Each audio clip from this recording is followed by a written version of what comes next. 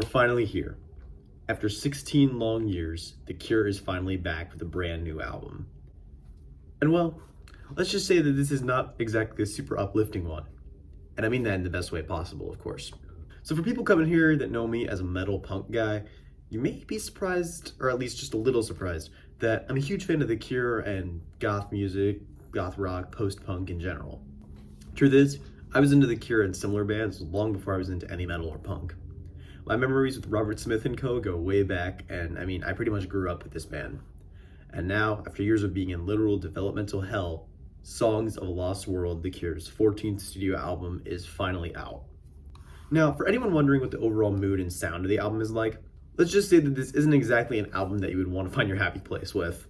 Any semblance of pop is completely lost here, and the closest thing the album has to a hit is the second single, A Fragile Thing, and even that is still knee-deep in melancholia and despair.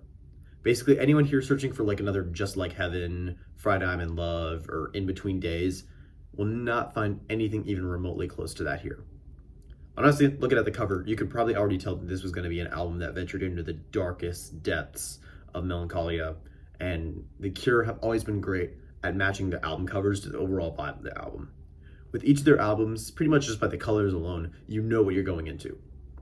And this one is completely devoid of color. Now, already, critics seem to be comparing this to Disintegration, or saying like, oh, it's their best album since then. And while I somewhat agree, I would say that going into this, don't expect a sequel to Disintegration, as this is definitely not that. At least, it's not Disintegration in the sense of Lullaby or Pictures of You, but more matches a vibe of something like Plain Song or The Same Deep Water as You, both from that same album. It's a very moody haze of sound, and most closely resembles the Bloodflowers album, an incredibly slept-on dark piece of their catalog, as well as Pornography, which is my personal favorite Cure album. Just the overall vibe of it is just very similar to this album. It just like swirls, it's like a gothic haze, very doomy, very dark. It's great. Lead single and opening track alone does a fantastic job of setting the scene. It takes you on a journey through a wall of sound that's best described as very melancholic, but also warm, lush, and atmospheric at the same time. The guitars are kind of buried in the mix, which normally on any other album would be an issue, but here it actually works incredibly well, as the guitars don't really stand out, but function as like just another instrument to add to the atmosphere. Simon Gallup's bass on the album is very heavily distorted, and is probably more prominent in the mix here than like any other Cure album, except maybe like 17 Seconds or Faith. But unlike those two albums, the production is much more like full and less tinny, and the drums here sound more powerful and like heavy than ever before. The keys are even a bit of an unsung hero too, as they only help to create like more like just swirling hazes of sound. Robert Smith starts singing about 3 minutes in, and let me just say, wow. I mean, he pretty much picked up right back where he left off, and his vocals like just haven't really aged. I mean, there's a little bit of age there, but they sound like refreshing and just kind of like, it's the same Robert Smith vocals and like just Cure sound that you've kind of come to expect up to this point. Now, there's just one thing that kind of bugs me about the album.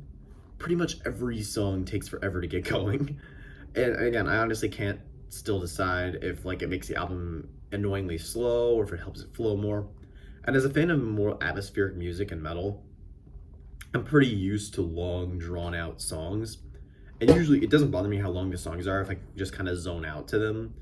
And that seems to be the vibe the album is going for. So I guess it's more of like a personal preference for each listener.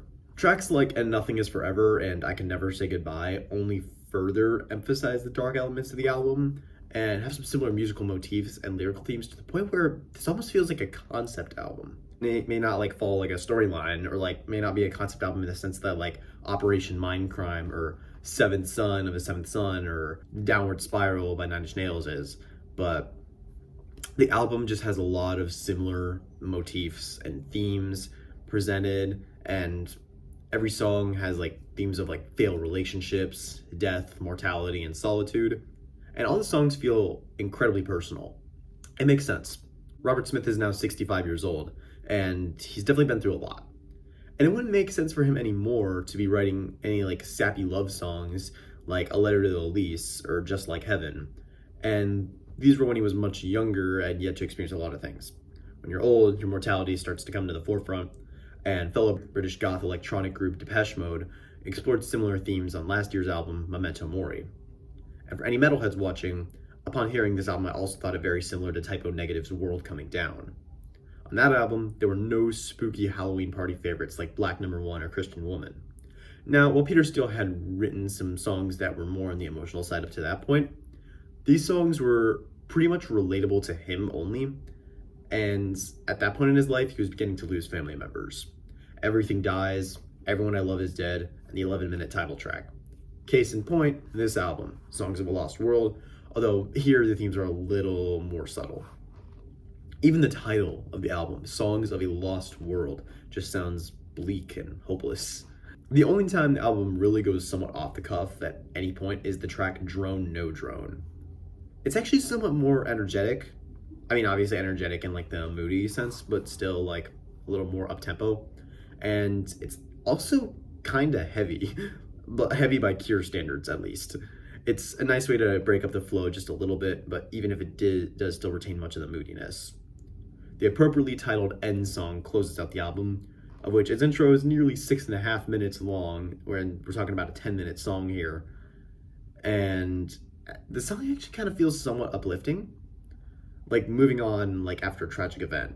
Again, it feels like a concept album, all the dark themes go up to this point, and then here's the ending, and it's just kind of like the protagonist, the singer, whoever it may be, is like has gone through a ton of stuff and just moving to like a different point in their life, you know? Overall, the album honestly gets a 95 out of 100 in my book. I was initially not as positive upon it first listen, but now it's really starting to grow on me. It's a triumphant return that combines the sounds of The Cure's darkest records, as well as certain parts of Disintegration to create an atmosphere that feels very cold but warm simultaneously, and it's honestly perfect for listening to on a dark, cold winter night. If I'm being honest, this is much better than their last two albums, their self-titled 413 Dream. While those weren't bad, they were somewhat forgettable, and they only really had a few songs that had any interesting going back in. If you're skeptical about this album, I'd say give Bloodflowers another spin before listening, and then go into this one. This album is great for Cure fans who want like more darker songs and themes, and maybe don't care if they hear any immediate hits. And make sure to enjoy this now, as with Robert Smith announcing his retirement in 2029, this will probably be one of the last times that we can say we got a new Cure album.